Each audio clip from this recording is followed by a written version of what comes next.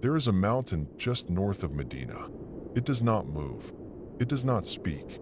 It simply stands, as it has stood for millions of years, its dark volcanic rock absorbing the heat of the Arabian sun, its slopes watching the desert plain below with something that feels, if you stand there long enough, almost like patience. The Arabs call it a hud.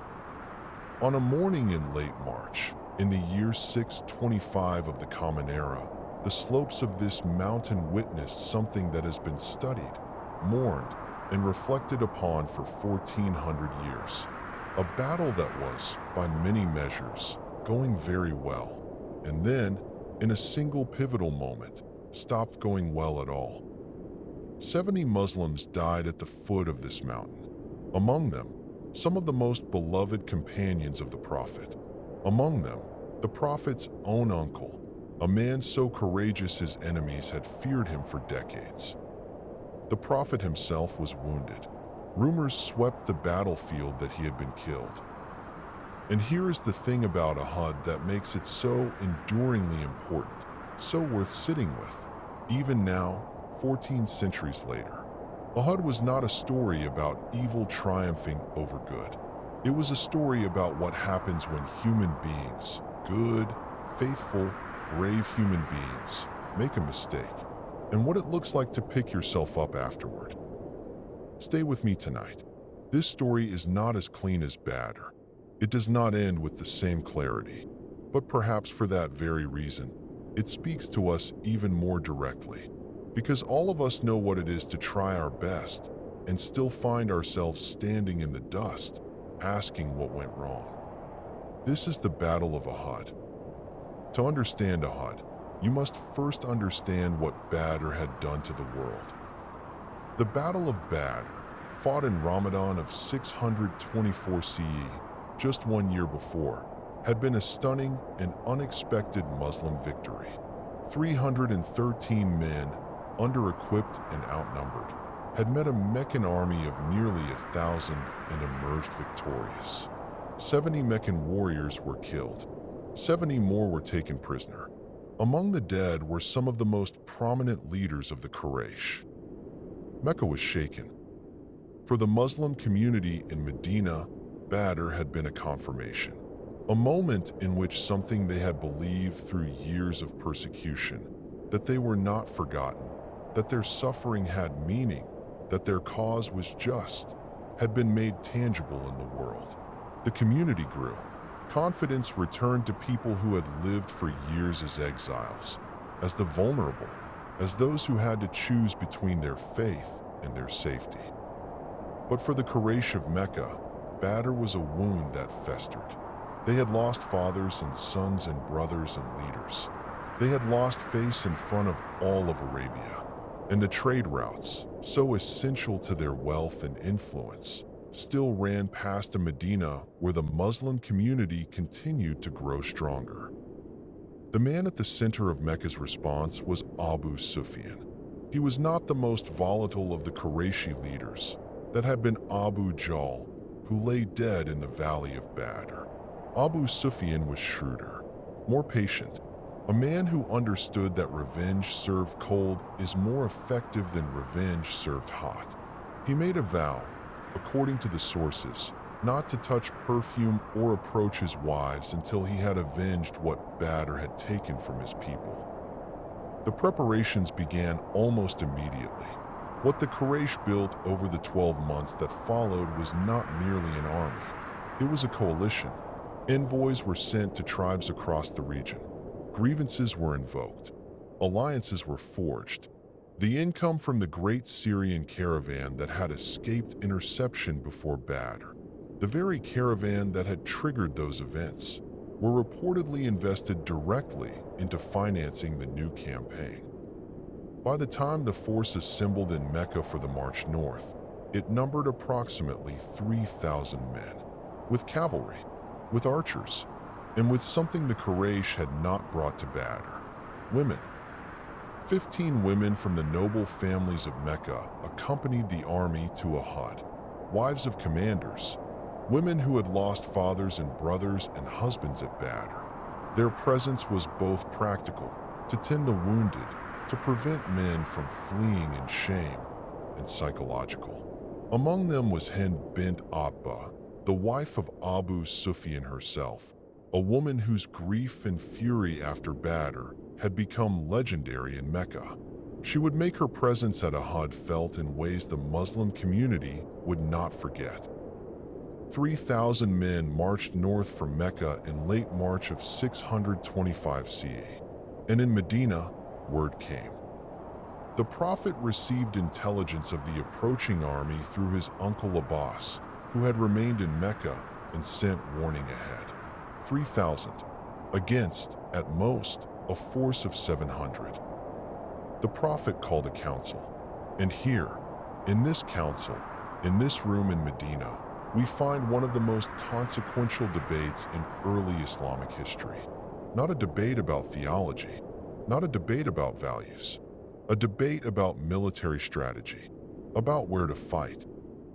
The Prophet's own inclination, and the inclination of the elder, more experienced companions, including Abdullah ibn Ubay, the leader of the hypocrites who was ostensibly allied with the Muslims, was to remain in Medina, to fight defensively, to use the city's streets and buildings as cover, forcing the larger Meccan army to fight on unfavorable terrain where its cavalry advantage would be nullified.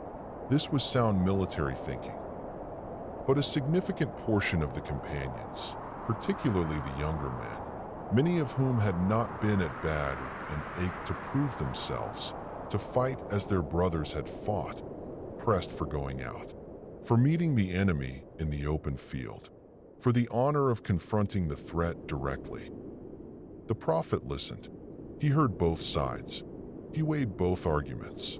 And then, in a moment that historians have analyzed with deep complexity, he went into his private quarters, put on his armor, and came out ready to march.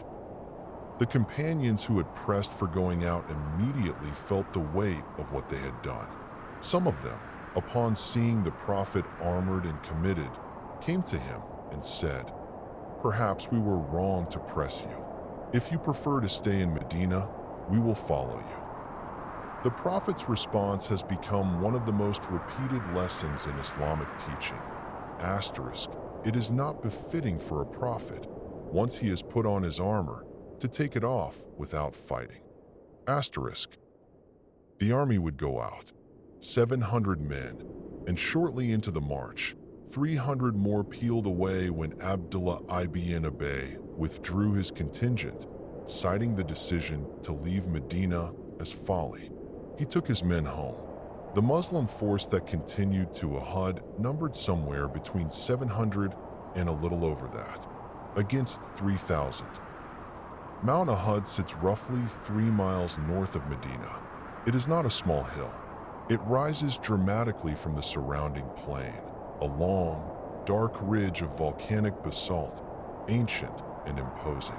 The plain in front of it is open ground, suitable for cavalry movement, which was precisely the kind of ground the Meccan commanders would have preferred. The Prophet surveyed the terrain and made a critical decision. He positioned the Muslim army with Mount Uhud at their backs. This meant they could not be encircled from behind. The mountain itself would serve as their rear guard.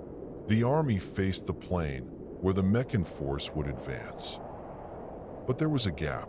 On the left flank, between the Muslim force and the slopes of Uhud, there was a low mountain pass, a narrow defile in the terrain, through which the Meccan cavalry could potentially swing around and attack the Muslim army from behind. This pass had to be defended. The Prophet designated 50 archers to hold that position. 50 men, an entire unit dedicated not to the main fighting, but to guarding a single gap in the terrain. And the Prophet gave them an order so clear, so specific, so precisely worded that in the centuries that followed, it would become one of the most studied commands in all of Islamic military history.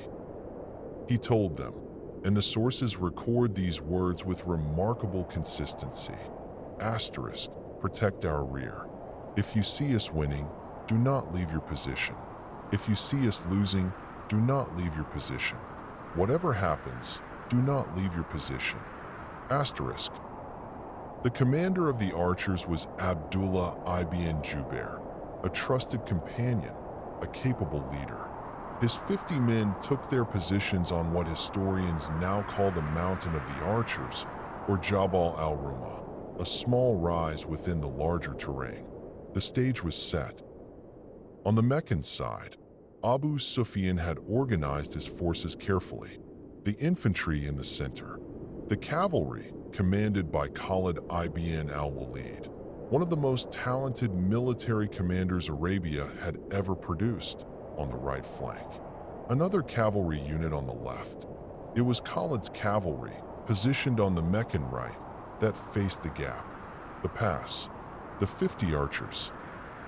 And in the center of the Muslim line, moving among his companions with the quiet deliberateness that those who knew him described as his way, the Prophet, peace be upon him, prepared his community for what was coming. The battle began, as was the custom of the time, with single combat. The Meccan standard-bearers stepped forward to issue challenge. These were the custodians of the Meccan banner, and their tradition held that as long as the standard-bearer stood, the army's morale held. One by one, the standard-bearers of the Quraysh fell. The clan sent man after man forward to lift the banner each time it fell. 7 or 8 of them fell in succession, the banner passing from hand to hand as each was struck down. Then the main engagement began. The Muslim infantry pushed forward with an intensity that seemed to surprise the larger Meccan force. The companions fought with the particular quality of people who have already shown themselves capable of the extraordinary, who have Badr in their recent memory, who know in their bones that they have stood against great odds before. The Meccan center began to give ground, slowly at first, then more quickly. The Qurayshi line, which had come with such confidence, such numbers, such preparation, found itself bending. Soldiers began to retreat. Women who had come to encourage the army found themselves moving backward. From their elevated position on the pass, the 50 archers watched the tide turning below them. The Meccan army was breaking. Victory, the same clean, stunning victory that had graced them at Badr, seemed to be arriving again. And in that moment of apparent triumph, something went wrong. When the Meccan soldiers began to flee, when the Muslim forces surged forward in pursuit, the archers on the mountain pass saw something they had not expected to see so soon. The field below them, recently the site of fierce combat, was now strewn with abandoned goods. The retreating Meccan soldiers had left behind weapons, armor, supplies. The Muslim forces were moving through it. Victory was visible, tangible, seemingly complete. The archers began to talk among themselves. The logic was almost irresistible in that moment. The battle was won. Why stay on the pass? The fighting is down there. Our brothers are collecting what has been left behind. The enemy is fleeing. Our position is no longer needed. Abdullah ibn Jubair, their commander, heard the talk and reminded them of the order. The Prophet's words, "Whatever happens, do not leave your position." But the majority did not stay. Approximately 40 of the 50 archers descended from the pass. We do not know all their names. We do not know all the precise individual thoughts that moved through each mind in those moments. History preserves the outcome, not always the interior of the decision, but the outcome was absolute. Khalid ibn al-Walid, commanding the Meccan cavalry on the right flank, had been probing the pass throughout the battle, held at bay again and again by the arrow fire of 50 disciplined men. His cavalry had been unable to make the flanking maneuver that would have encircled the Muslim force. And then the arrows stopped. Khalid looked at the pass, and it was open. He led his cavalry through. They swept around behind the Muslim army in the kind of flanking maneuver that changes battlefields entirely. The rear became vulnerable. Muslim soldiers who had been pressing forward in pursuit suddenly found the threat behind them as well as ahead. The fleeing Meccan infantry, seeing the cavalry's success, turned and returned to the fight. The battle reversed. In the space of minutes, a victory became something else entirely. What followed was brutal and confused and tragic in the way that only the sudden reversal of a battle can be. The Muslim force, spread across the plain in the pursuit of a retreating enemy, now found itself caught. Cavalry behind, regrouping infantry in front. The coherent formation that had broken the Meccan line was gone. Individual companions fought with extraordinary courage. Groups formed around whoever was nearest, defending what they could. Hamza was among them, the Prophet's uncle, a man whose name had been spoken with something like awe in Arabia for decades. A warrior of extraordinary capability, one of the most beloved members of the early Muslim community. At Badr, he had been among the first to fight, and his courage had been a stabilizing force. At Uhud, Hamza fought with the same ferocity. But Hind bint Utbah, who had lost her father and her brother at Badr, had made arrangements. She had brought with her to Uhud a man named Washer, an Abyssinian slave who was renowned for a particular skill, throwing the javelin with lethal accuracy. Washer had been promised his freedom in exchange for one thing: kill Hamza. Washer later recounted the moment himself. His account is preserved in the early Islamic sources with a directness that is almost startling. He waited. He positioned himself. He watched Hamza fighting in the chaos of the battlefield. And when the moment came, when a single clear line of space opened, he threw. Hamza fell.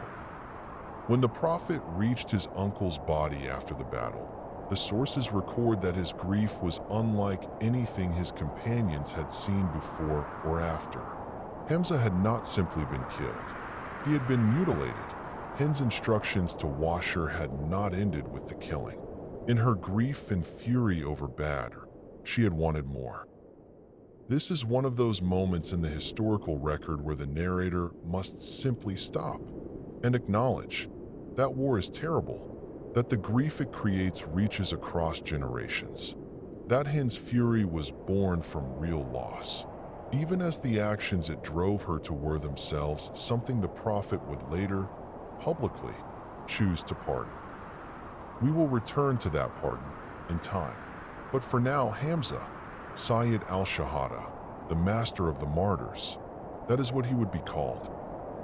And then the rumor spread. In the chaos and confusion of a reversing battle, someone shouted, or a misidentification was made, or a story traveled faster than verification could catch it, that the Prophet had been killed. The Prophet is dead. Those words moved through the Muslim force like a wave through still water. For some, it broke them entirely. In those moments, the battle reached its most critical point. If the Muslim force had collapsed completely, if the rumor had been total and the response to it absolute, the consequences are almost unimaginable to consider. But the rumor was not true. The Prophet had been wounded, but he was alive. And around him, a group of his companions formed a protective circle. Their names are among the most celebrated in early Islamic history: Abu Bakr, Umar, Ali, Talha ibn Ubaidullah, who reportedly shielded the Prophet with his own body and hand, taking multiple arrow wounds in the process, his hand permanently injured. Sa'd ibn Abi Waqqas, whose archery from the Muslim position was described in the sources as remarkable.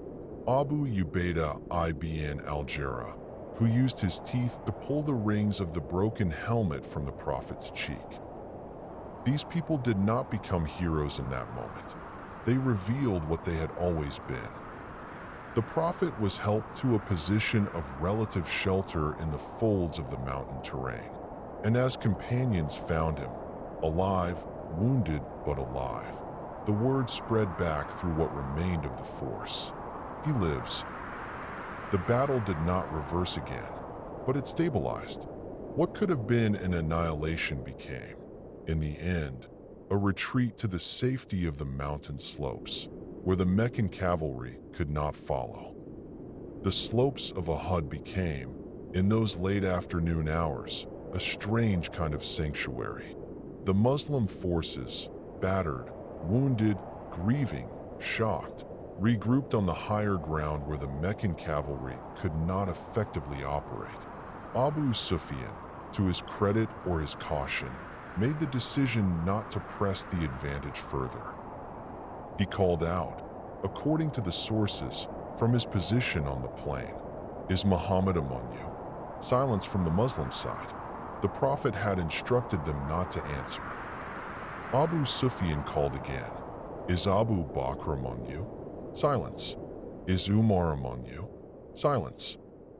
And then Abu Sufyan, interpreting the silence as confirmation of the rumor, said, "These men are dead." Umar could not contain himself. He called back, "You lie, enemy of God. All those you named are alive, and what you hate is still ahead of you." Abu Sufyan offered a date for the next encounter the following year. Umar accepted on behalf of the Muslims. And then Abu Sufyan turned his army south, toward Mecca. He did not finish what he had come to do. The reasons historians have debated ever since. Was it caution? Was it the calculation that a decisive defeat of the Muslim community required more than one day's advantage? Was it something else? We cannot know entirely. What we know is that as the sun descended toward the horizon over the Arabian plain, the Meccan army marched home. And on the slopes of Uhud, among the rocks and the stunted desert scrub, 70 Muslims lay dead. The Prophet moved among the fallen. He identified them. He prayed over them. He made decisions about their burial. Traditionally, the fallen were not to be moved from where they lay, and so they were buried there, at the mountain's foot, where they remain to this day.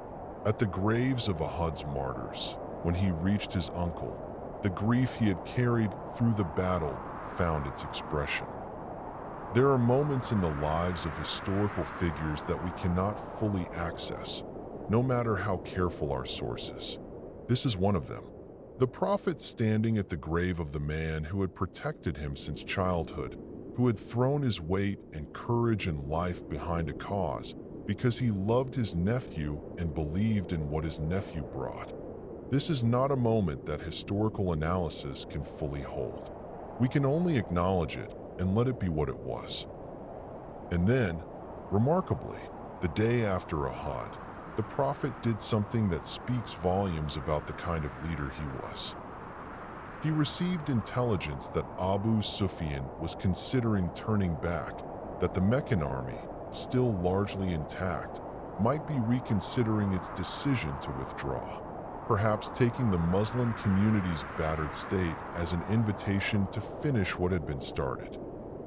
The Prophet called his companions, wounded men, men who had buried brothers and fathers and sons the day before, men who had barely slept, who were still processing the shock of the battle's reversal. He asked them to march. Not to Uhud, not to the battle, just to march, to move south, toward Mecca, to signal to Abu Sufyan and to all of Arabia that the Muslim community was not broken, that it could still put itself in the field, that there would be no easy second strike. The companions marched. Some of them, the sources tell us, were still bandaged from the wounds of the day before. Some could barely walk. They built fires along the way, large fires, visible from distance, to project the image of a larger, more formidable force than their actual numbers suggested. The place where they camped is called Hamra al-Assad, the Red Lion, and it worked. Abu Sufyan, receiving reports of the Muslim force moving south, continued his march back to Mecca. Whatever calculation he had been running was settled by the sight of a community that refused, even on the morning after its worst day, to look defeated. There is a word for what the companions demonstrated at Hamra al-Assad. We will come back to it at the end of this story, but mark it for now, that image of wounded men lighting fires in the dark. It matters. As we did with Badr, let us slow down now. Let us look at the faces. There was Talha ibn Ubaidullah. He was a merchant from a prominent Meccan family, one of the earliest converts to Islam, a man of considerable personal courage. At Uhud, when the battle reversed and the Prophet was wounded and surrounded, Talha placed himself between the Prophet and the attacking force. He caught arrows with his hand. His right hand was permanently disabled by what he received that day. The Prophet, it is recorded, said of him afterward that whoever wished to see a man walking the earth who had already completed his accounting should look at Talha. He was called Talha the Generous and Talha the Good. There was Anas ibn al-Nadir. Anas had missed the Battle of Badr and had carried the weight of that absence with him for a year. At Uhud, he reportedly said to Sa'd ibn Mu'adh before the battle, "I smell the fragrance of paradise from the direction of Uhud." He died in the fighting. His body was found afterward with more than 80 wounds, so severely struck that his own sister could only identify him by his fingertips. There was Sa'd ibn al-Rabi, one of the Ansar, the helpers of Medina. After the battle's reversal, the companion Zayd ibn Thabit was sent by the Prophet to find him among the fallen and wounded. Zayd found him mortally wounded and delivered the Prophet's greetings. Sa'd, barely able to speak, said, "And upon him be peace. Tell him, Sa'd ibn al-Rabi says to you, may God reward you with better than he has given to any prophet from his people. And tell my people among the Ansar, there is no excuse for any of you if the Prophet is harmed while there is a living eye among you." A dying man's last words, not about himself, not about his pain, but about duty, about the community, about protecting something larger than any single life. There was the woman named Nusayba bint Ka'b, also known as Amamra. She had come to Uhud to tend the wounded, to carry water to the fighters. But when the battle reversed and the Prophet was surrounded and vulnerable, she picked up a sword and a shield and stood in the fighting line. She received wounds that day. One source says as many as 12. When the Prophet saw her fighting, he said to her son, your mother, bind her wound." And then there were the archers, the 10 who stayed, Abdullah ibn Jubair, their commander, and the 9 who remained with him when the 40 descended to the plain. They were surrounded and killed in the cavalry's flanking charge. 10 men who followed an order to the end, who held their position exactly as they had been told to hold it. History rarely celebrates the people who quietly do what they were asked to do. It tends to remember the decisions that change things. And at Uhud, the decision that changed things was the 40 who left. But let these 10 be remembered too. 70 men were buried at the foot of Mount Uhud. Their graves are still there. In the centuries since, the site has become one of the most visited places in the Muslim world. Uhud does not feel triumphant. It feels honest. It feels like a place where something was lost, and the grief of that loss was never fully papered over with the narrative of victory. The Prophet visited these graves repeatedly throughout the rest of his life. The sources record that in his final illness, just before his death, he went to Uhud and offered prayers at the graves of his companions, as if, in the last days of his life, he needed to return to that place one more time, to stand with them again. 70 men, each with a name, each with a family who waited in Medina for a return that did not come. The city absorbed the grief collectively. The Prophet, hearing the grief of the families of the Ansar, is recorded to have said, "But for Hamza, there is no one to weep for him." It was the women of the Ansar, the sources tell us, who went first to weep for Hamza, a small act of communal solidarity that the Prophet acknowledged with gratitude. These are the textures of historical grief. Small moments, personal moments, the kind that don't make it into military analysis, but that are, perhaps, the truest record of what a battle actually costs. Uhud is present in the Quran in a way that is unlike any other battle. Surah Al-Imran contains a long passage addressing the events of Uhud directly, including, with remarkable directness, the moment when the archers left their position and what followed.